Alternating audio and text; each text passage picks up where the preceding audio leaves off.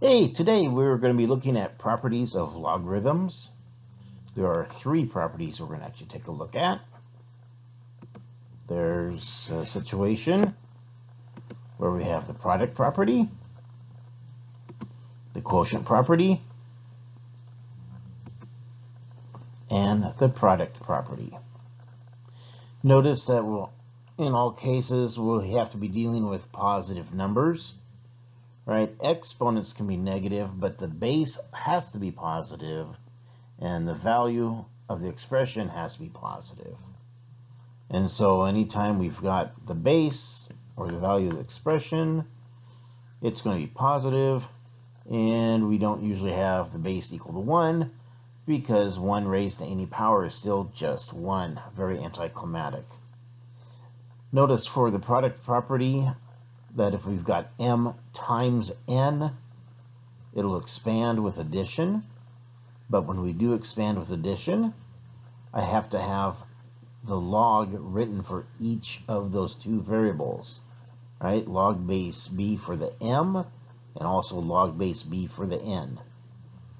Quotient property, right? You might see a fraction, mathematician sees division.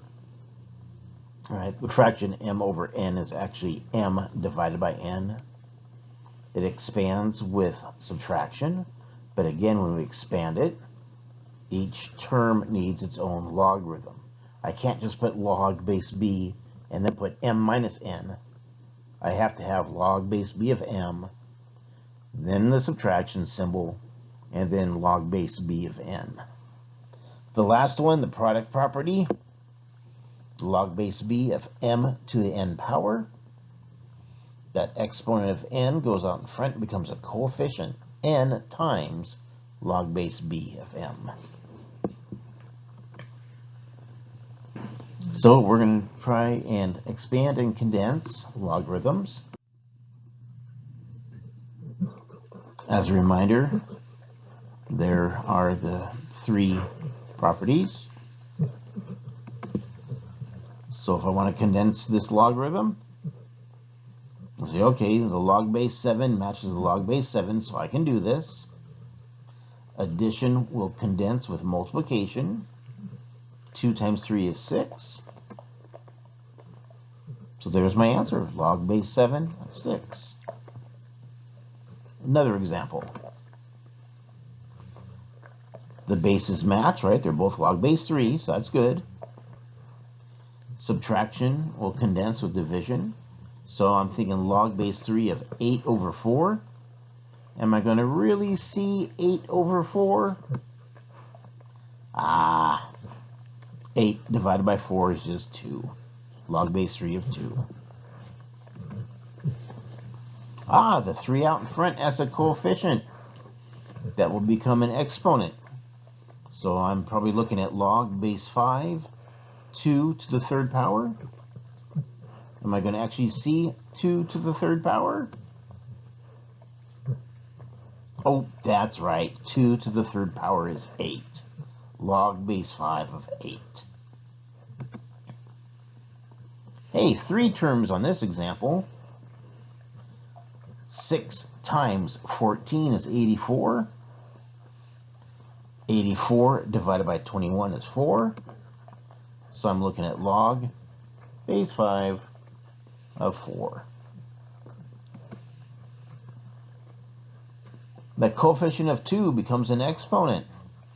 So I've got 3 squared, which is 9.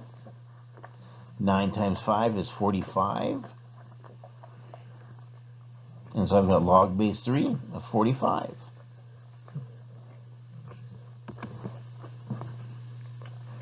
Oh, subtraction will condense with division.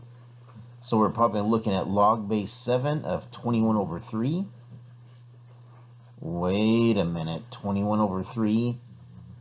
21 divided by 3 is 7. So we're looking at log base 7 of 7. Is that what I'm going to see? Will I see a log base 7 of 7? No, because I simplified it. Right? Log base 7 of 7 is just 1. Right? If the base is 7 and the value of the expression is 7, the exponent had to be 1. 7 to the first power is 7. Okay, now for this page of examples, when there is an intermediate step, I'm going to actually show it this time. So we'll do some expanding, and then we'll do some condensing. 14. I don't see any operation. Oh, you know what? I bet that's 2 times 7. So I'll expand it using addition. But again, I can't just do 2 plus 7. I have to do log base 3 of 2 plus log base 3 of 7. Right, when I expand, I'm going to have to write that log base 3 for each term. That's a fraction, so that's division. Expand it with subtraction. Again, I have to write log base 4 for each term. Okay, now I'm going to show the intermediate step on this one. Before I do anything else, I got to recognize that 8 is secretly 2 to the third power. And so that 3 can go out in front as a coefficient. Let's go the opposite direction. Let's condense. Okay, addition will condense with multiplication. 7 times 5 is 35. And when we condense, I only need to write that log base 2 one time. Right? There's only one term. Subtraction will condense with division. So I'll have 2 sevenths, right? Log base 8, 2 sevenths. Again, we condense, so there's only one term. I only need to write log base 8 that one time.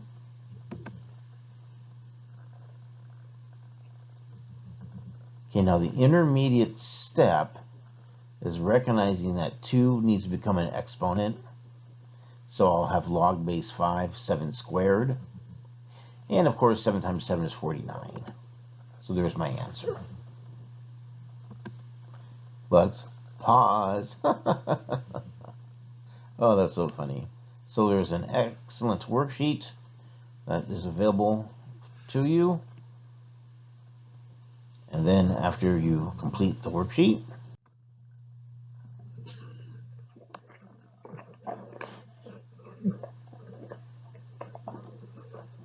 there is an IXL. For some reason I thought that'd be a really cool animation, and now that I've seen it, not too sure what I was thinking there.